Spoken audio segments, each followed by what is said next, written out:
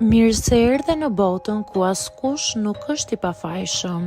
Sekrete shqiptare, vendi ku rrëfimet më të thella, më të ndaluara dhe më të pathëna të shqiptarëve marrin zë. Na bëni subscribe për histori të ndryshme.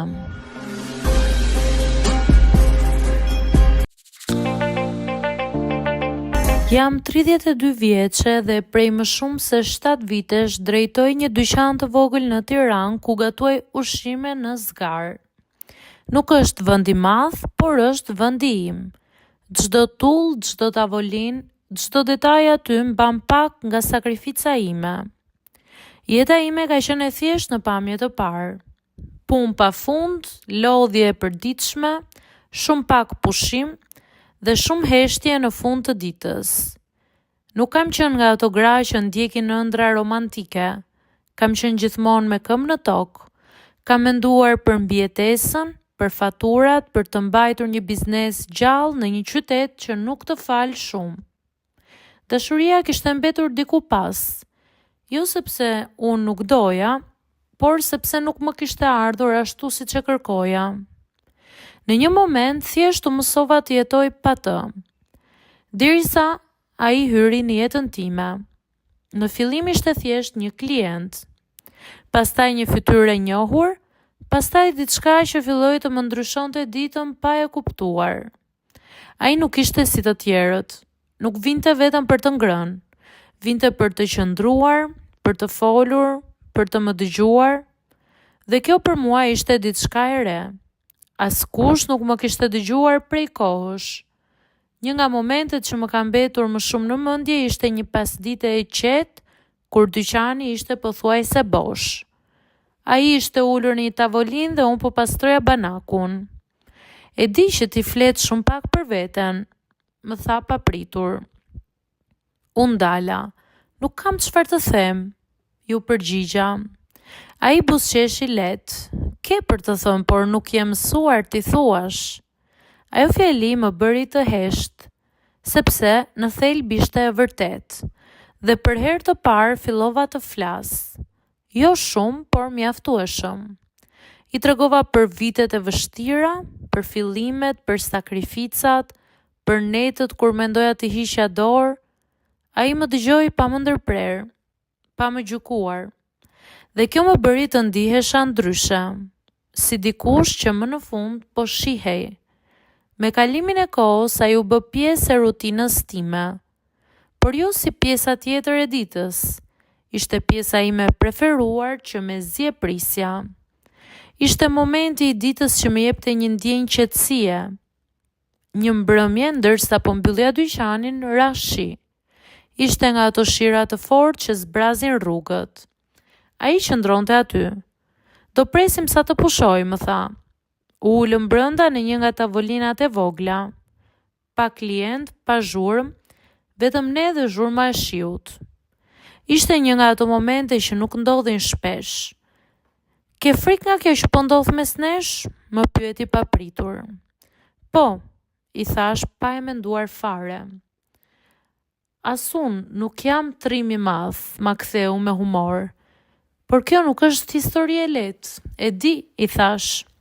Dhe për disa sekonda nuk foli asnjëri nga të dy. Pastaj ai shtoi, ndoshta gjërat më të vërteta nuk janë kurrë të lehta. Ajo natë ndryshoi shumë. Ishte hera e parë që nuk po e shmangnim në më atë që ne ndjenim, por po e përballnim. Me gjithë pasigurinë, me gjithë frikën, me gjithë pasojat që mund të vinin.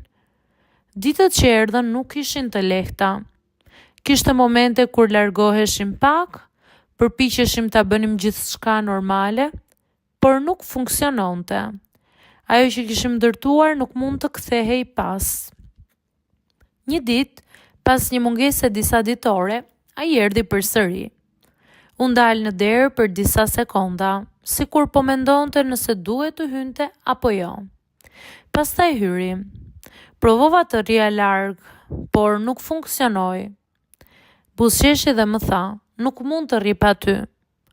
Aty e kuptuam që nuk kishte më kthim pas. Lidhja jo nuk ishte më një rastësi, por ishte një zgjedhje.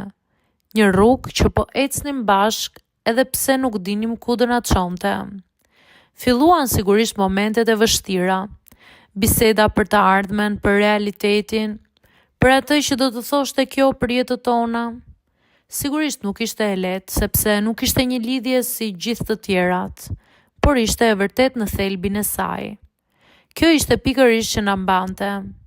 Një natë, ndërsa po ecnim në një rrugë të qetë, më tha: "Ndoshta nuk do kemi një histori të zakonshme. Unë dal pak, por ndoshta do kemi një histori të vërtet." E pash dhe buzëqesha lehtë. Për mua, kaq mjafton. Dhe në fakt, ishte shumë e vërtet, sepse për herë të parë në jetën time nuk po kërkoja diçka perfekte.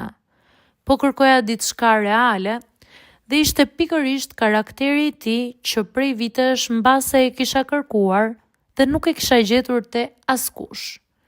Jeta ime nuk ka qenë e lehtë. Para këtij kam pasur një martesë që nuk funksionoi. Plagët nuk ishin të mbyllura, sigurisht, aq më tepër kur ke fëmijë në mes. Por kjo që më erdhi ishte si një dërgesë nga Zoti për të shëruar të gjitha plagët. Dhe unë nuk mund t'i mbyllja derën. Ishte vërtet shumë e pastër, edhe pse mbase diferenca jo në moshë nuk ishte shumë e pranueshme për shoqërinë tonë. Por gjithsesi, nuk jam penduar kurrë.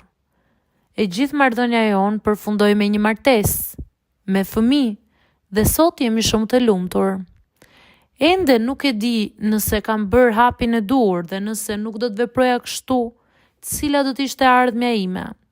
Këtë nuk mund ta parashikoj dhe nuk e di se çfarë do të më sjellë e ardhmja në vijim, sepse ne zgjedhim një person duke menduar se vetëm vdekja do të na ndajë, por ndonjëherë ka dhe gjëra që të ndajnë para vdekjes. Por një gjë, përveç këtyre filozofirave, një gjë e di me siguri. Ajo ditë kur ai prift hyri në dyqanin tim për të ngrënë thjesht një pul, nuk ishte një ditë e zakonshme dhe unë e kam shënuar në kalendar. Mbase do t'i ngëlloj qesharake, po kjo pse unë gatrua me një prift. A nuk kanë mbaruar burrat e tjerë, pse pikërisht aty. Gjithsesi, pavarësisht komenteve dhe gjykimeve, për mua ishte dita që më ndryshoi rrënjësisht jetën time. Me ngadalësi, në heshtje, përgjithmonë, dhe prej asaj kohe, unë nuk jam më i njëjti person. Nuk më intereson më mendimi i njerëzve.